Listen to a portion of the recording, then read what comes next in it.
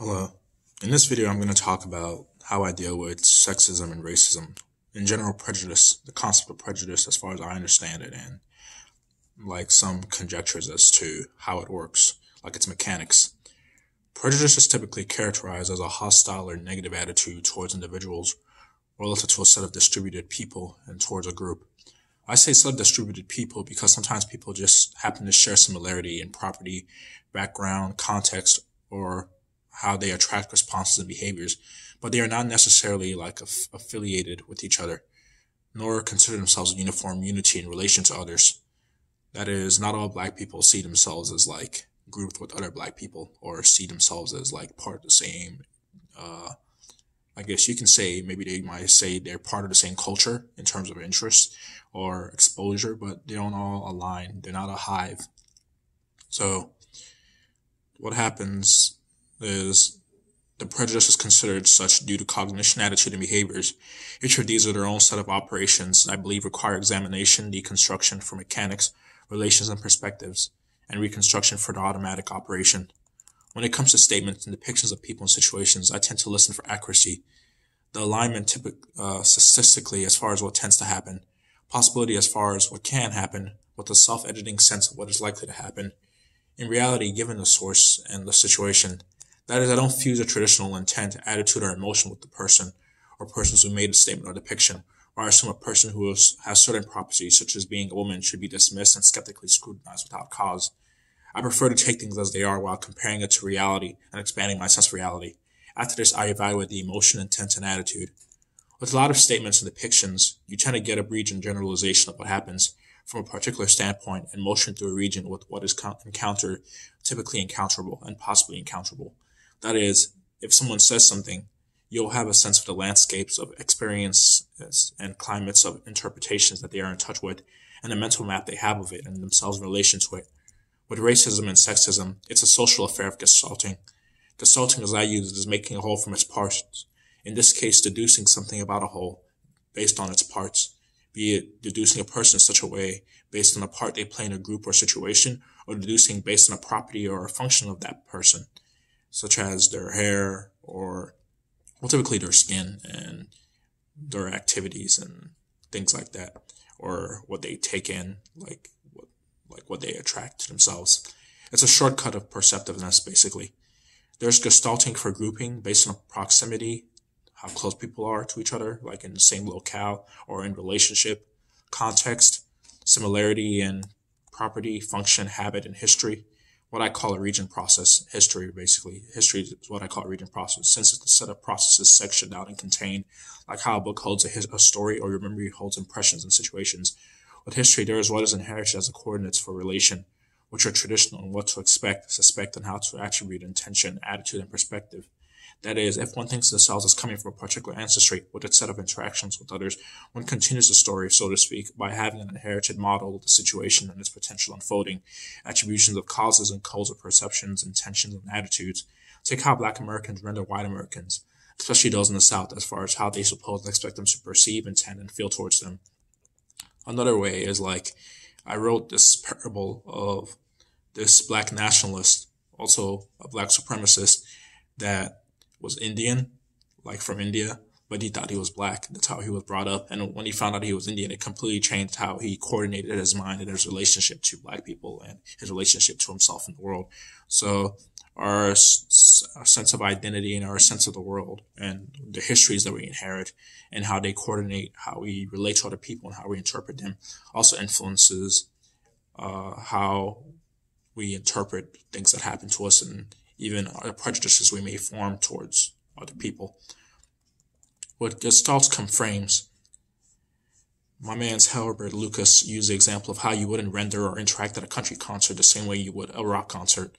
I'd also add you don't behave at a restaurant the same way you behave in the bathroom or at a hospital. Gestalting informs models and stereotypes based on statistical exposure to what happens in the world and media, inherited mental generalizations about how a particular person or group of persons behave based on what others say and frame for you, as far as what you can attribute to them, along with undigested, unused, and unpruned impressions. According to my 2019 Arts and Social Psychology textbook, newborns have no preferences for faces of one race or another, but if they live in a single racial world, a monoracial world, they will show preference for faces of their own race. I conjecture this happens with sex as well, as far as this faces the pattern of interest and adjustments go, where if you don't associate with a complementary sex, often growing up, you don't develop a taste for what they concern themselves with, and thus have no model or empathy to enact itself from. Cognitively with prejudice, there's a meta feature of painting patterns onto a canvas of patterns, telling stories about stories, having stereotypes about stereotypes, stereotypers, and stereotyping. The penultimate and the last, stereotypers and stereotyping, that you have a prejudice about, leads to what a person presumes a prejudiced person might be about or be like in appearance and background, which itself is a prejudice. So, yeah. I understand that as people, we can come to take two different genres of rendering. A genre of rendering describes a situation, be it comedic or serious or what have you. The genre of rendering and gestalting are why comedians can approach topics humorously using stereotypes and accurate models of a situation, simplified in folk understandings and generalizations with sprinkles of reasoning to render persons, situations, and narratives. The difficulty with stereotypes and other heuristics is they try to shortcut the process of keen perception and reasoning and mapping out of one's ignorance and sense of the world. With behavior, there is discrimination, which involves negative characterizations that are informed through partial fixations on properties, functions, contexts, and associations of others. It is characterized by unjustified treatment, usually negative. The positive treatment, such as through benevolent framing of people and benevolent expectations and encouragements, people tend to accept partially. If we had a robot trying to interpret social reality, it would notice we use the same words of races and sexes to reference different processes, so it could conclude there are types that are being recognized based on different factors. It could deduce that underlying factors are the subjects involved, their emotional cognitive system, the source of the process, such as what person or persons are making a statement or depiction, the history and context and intent. A robot saying something felt to be racist or sexist would not be prejudiced or inclined in a way that skews them in an attitude towards identifying or describing people in a particular way. It would merely be expressing an idea that would be either true or false.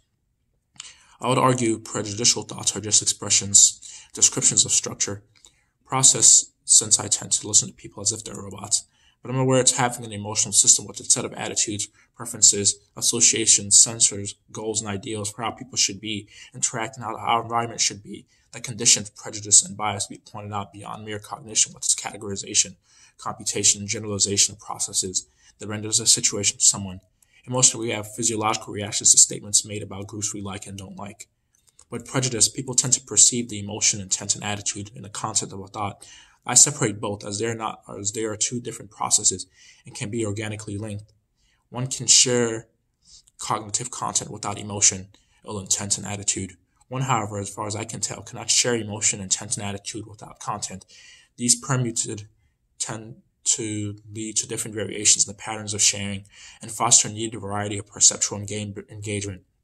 One can have accurate cognitive content with neutral intent and negative attitude while sharing.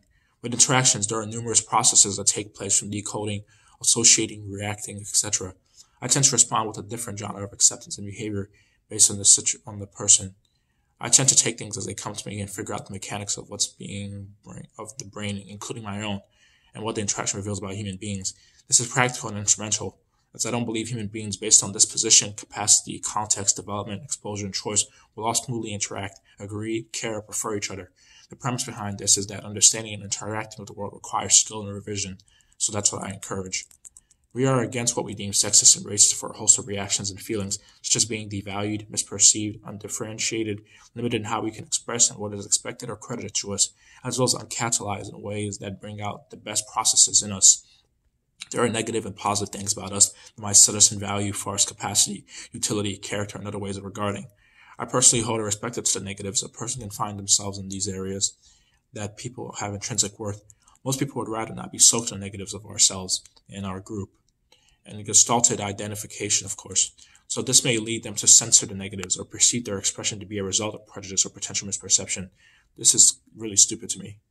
And I feel like that's what tends to go on. There are misfirings of what people perceive as sexist or racist sometimes in casual conversation.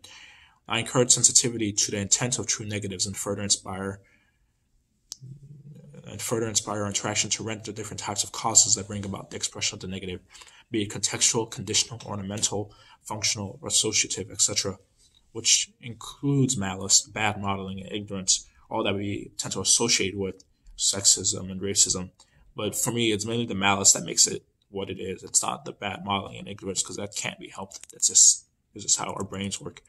In social reality, I inspect and generalize that people inherit ways to interpret and react as shortcuts to perceptiveness and skill in interacting. They also apply their maps to the moving territory in ways that don't actively try to remember they are maps and that they need to be modified. They also condition their behavior where they are to be more delicate, sensitive, precise, or inhibited, altogether relative to if who they're dealing with is socially deemed as an underdog, victim, or lower status. This is an understandable expectation. I'll, however, prefer people function as they see fit and adjust as interaction, relationship, and situation demands. This allows freedom to make mistakes organically, not constant self-policing, and encourages authentic self-regulation and situational awareness. I prefer to have people's shadows out in the open under the light of perceptiveness and evaluation.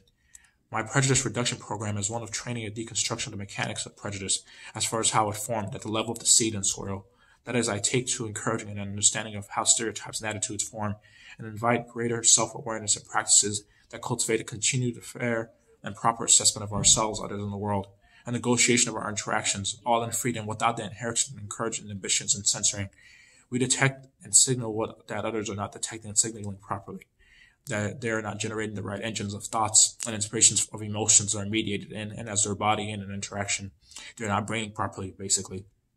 I say we all become better psychologists and deductionists like Sherlock Holmes, figuring out people's experiences, models, categories, values, attitudes, inspirations, functions, all that constitutes their branding in terms of displays. There's a generosity that's needed to teach each other how to perceive, think, and evaluate, even without the emotional guidance of framing. We expect it, but we can't have the reality we seek unless we make it happen. Hence the need for continuous dialogue and examinations of one's interactions and perceptions and emotions with an awareness of the different renderings people can have. So that's basically my understanding of prejudice and how I deal with it and how I approach it. It's more of like a neo-rationalist take, and it's more charitable towards how human beings actually work. And I feel like that's what's needed instead of the quick reactionary and quick assumptions that we make and lack of exploration of other people and consideration of what they're coming from, where they're coming from in their headspace. I feel like that would make things go a bit better. So tell me what you guys think in the comments. And also, if you like it, like it. And if you want to subscribe, please subscribe. Thank you. Bye-bye.